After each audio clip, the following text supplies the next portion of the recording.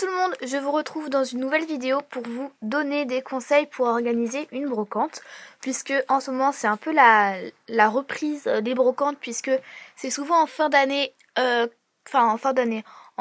au printemps que les brocantes reprennent, puisqu'il fait beau.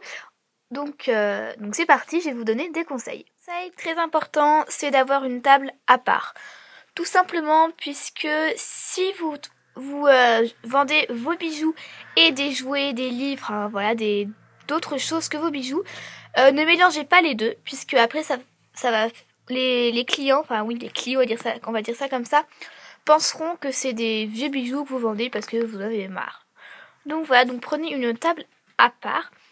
Donc toujours pour rester dans la présentation des bijoux, donc voilà, donc il vous faut une table à part, donc de préférence mettez une nappe ou du papier crépon noir ou blanc. C'est mieux de pas trop mettre de couleurs, puisque les bijoux sont déjà plein de couleurs, hein.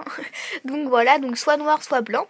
Donc moi personnellement je prends du noir, comme ça fait ressortir les couleurs, comme ça ça pète encore plus. Donc voilà, donc ensuite, troisième petite chose à savoir, conseil que je peux vous donner pour présenter, c'est de mettre des présentoirs, puisque ça fait beaucoup plus pro. Et voilà, si quelqu'un passe dans la brocante et voit des bijoux, enfin des présentoirs, il va se dire, tiens, des présentoirs, c'est des bijoux, donc, enfin voilà. Les présentoirs, il y a des bijoux dessus, hein. Donc du coup, il va venir, voilà. Et s'il cherchait des bijoux, bah c'est beaucoup mieux. Donc voilà. Ensuite, un deuxième conseil, c'est d'avoir des cartes de visite.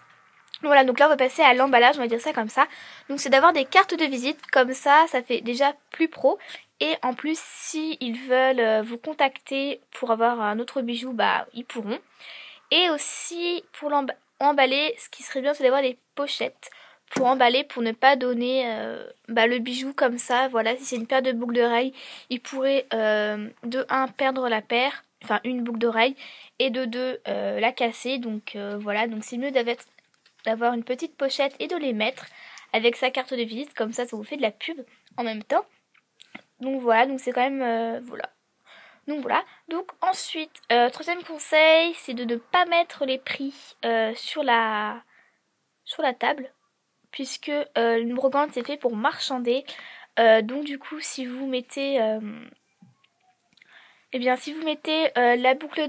paire de boucles d'oreilles à 3 €, le sautoir à 7 €, le collier à 5 €, etc.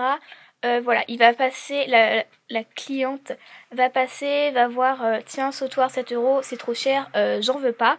Voilà, elle va même pas s'arrêter pour voir les autres choses. Ou sinon elle va dire, voilà.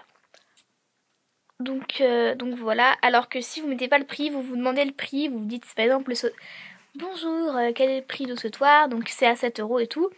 Et après, si elle trouve que c'est trop cher, vous pouvez dire, alors si je vous le fais à 6 € et tout, enfin on peut marchander, puisque voilà, on va pas chipoter pour 1 €. Donc voilà.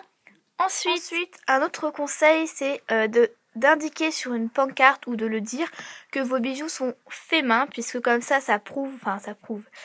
montre que ça ne sort pas d'une usine, et aussi de préciser que c'est vous qui l'avez fait.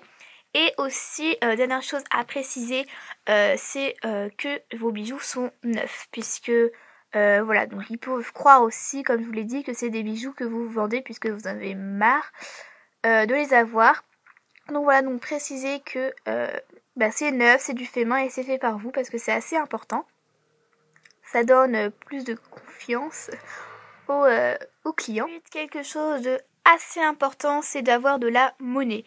Puisque si quelqu'un vous achète, voilà, c'est votre tout premier client et il vous achète une paire de boucles d'oreilles par exemple à 3 € et qui vous donne un billet de 10 ou de 20 €, et ben vous êtes bien embêté, puisque vous pourrez pas lui rendre la monnaie, et lui ne va pas vous faire cadeau de 10 ou 20 €, ça vous en êtes certain.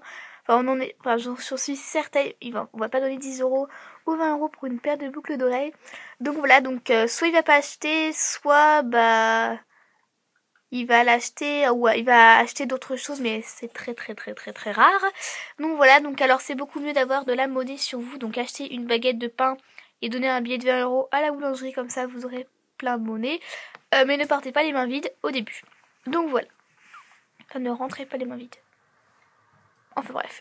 Donc Donc voilà, dernier conseil très important, c'est de ramener avec vous lors des brocantes toujours de la colle et des pinces. Puisque si un porte-clés se casse, la tige se décroche ou quoi que ce soit, vous pourrez toujours le recoller. Si une bague se décolle, vous avez normalement votre colle, donc vous le recollez, et voilà. Ou si un anneau se décroche ou vous le perdez et tout, vous aurez vos pinces pour le remettre. Et si vous l'avez perdu, prenez aussi des anneaux. Voilà, prenez une boîte d'appris avec des tiges à œil, des anneaux, des fermoirs, ça peut servir. Et surtout de la colle, puisque si une bague se casse quand vous la sortez de votre boîte ou je ne sais quoi, et qu'elle se casse, votre bague vous ne pourrez pas la vendre, puisque il y aura le support et la création, donc voilà. Donc j'espère que que cette vidéo conseil pour l'organisation d'une brocante vous aura plu.